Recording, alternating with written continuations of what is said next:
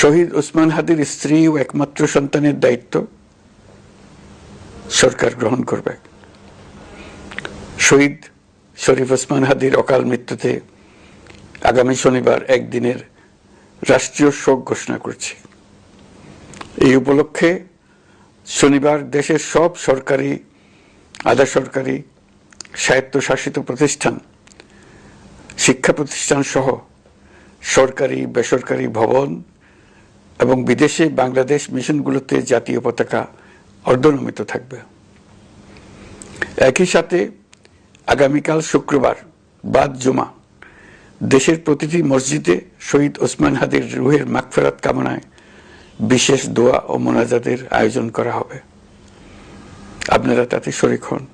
অন্যান্য ধর্মের উপাসনালয়গুলোতেও আয়োজন হবে বিশেষ প্রার্থনার। প্রিয় দেশবাসী, আসসালামু আলাইকুম। আমি আপনাদের সামনে হাজির হয়েছি অত্যন্ত হৃদয় বিদারক একটি সংবাদ নিয়ে।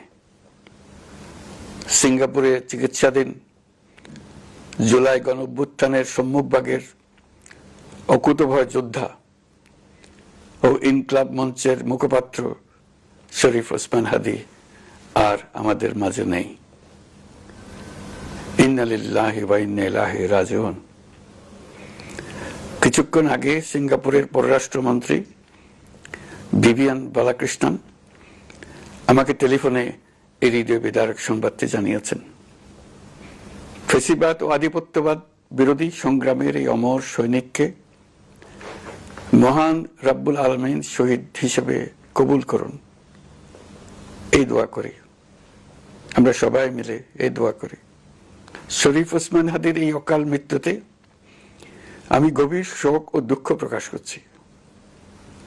তার প্রয়াণ দেশের রাজনৈতিক ও গণতান্ত্রিক পরিসরে এক অপূরণীয় ক্ষতি। আমি তার রুহের মাগফিরাত কামনা করছি এবং শোক সন্তপ্ত স্ত্রী, পরিবারের সদস্যবৃন্দ, স্বজন ও সহকর্মীদের প্রতি গভীর সমবেদনা জানাচ্ছি। শহীদ ওসমান হাদির স্ত্রী ও একমাত্র সন্তানের দায়িত্ব সরকার গ্রহণ করবে। শহীদ শরীফ ওসমান হাদির অকাল মৃত্যুতে আগামী শনিবার একদিনের রাষ্ট্রীয় শোক ঘোষণা করছি।